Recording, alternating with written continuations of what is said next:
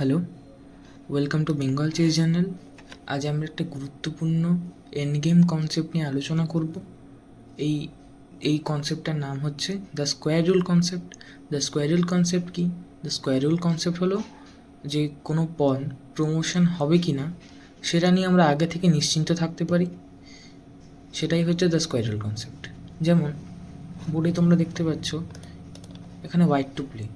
এখানে হোয়াইটের যে পণটা সেটা প্রমোশন হবে কি না সেটা আমরা আগে থেকে কী করে বুঝবো, সেটার জন্যই স্কোয়ার রুলটা আমরা বানাচ্ছি। দেখো এখানে কটা ঘর যাবে হোয়াইট, একটা দুটো তিনটে চারটে ঘর আরও যাবে হোয়াইট টু প্লে।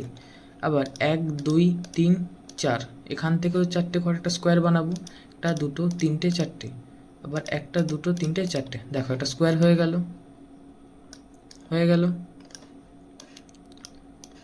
এই যে একটা স্কোয়ার হয়ে গেল। এই স্কোয়ারের ভিতরে এবার যদি কিং থাকে, স্কোয়ারের ভিতরে যদি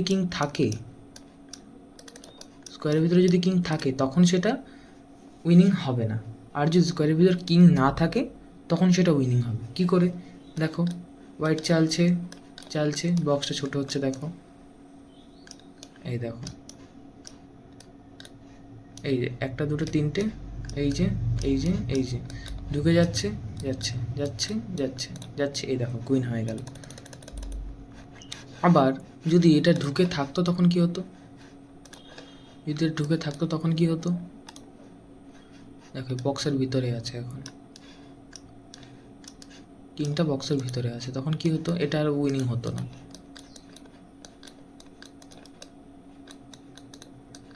অর্থাৎ আমরা কি করব? আমরা মনে মনে একটা বক্স কল্পনা করব।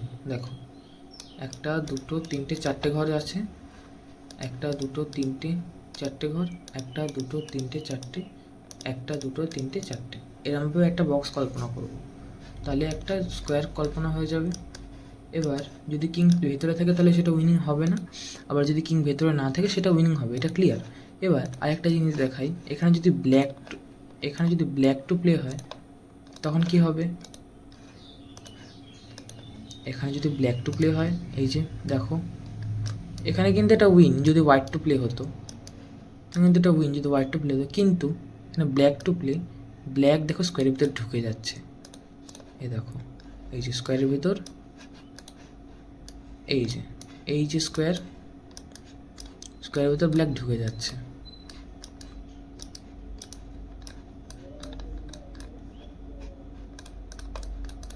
অর্থাৎ এখানে যদি ব্ল্যাক টু প্লে হয় তবুও সমস্যা হয়ে যেতে পারে পণ প্রমোশন, আবার যদি স্কোয়ারের ভিতরে কিং থাকে তখনও প্রবলেম হতে পারে। অর্থাৎ কিং যদি, মোট কথা হচ্ছে কিং যদি স্কোয়ারের ভিতর থাকে তখন সেটা উইনিং হবে না, আর যদি কিং স্কোয়ারের ভিতর থেকে আসতে না পারে, স্কোয়ারের ভিতরে না যেতে পারে, তখন সেটা উইনিং হয়ে যাবে হোয়াইটে।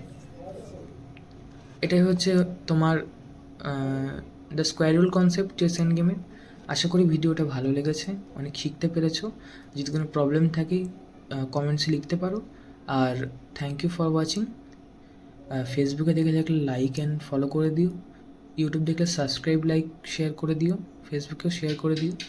আর thank you from Bengal chess channel.